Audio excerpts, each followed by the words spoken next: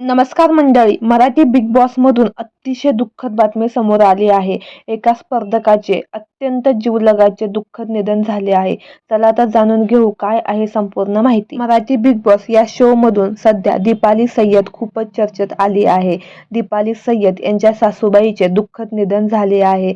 याबाबत मोठा खुलासा त्यांचे पती बॉबी खान व त्यांचा मुलगा अली खान यांनी दिली आहे. दीपाली सय्यद यांच्या सासूबाईचे 2 फेब्रुवारीला दुःखद निधन झालं आहे. त्यांचे पती म्हणाले की दीपाली त्यांच्या आईच्या खूपच जवळ होती. दीपाली जेव्हा बिग बॉस मध्ये जात होती तेव्हा आईचा आशीर्वाद घेऊन मी लवकरच ट्रॉफी घेऊन येईल असं देखील ती आईला बोलली होती.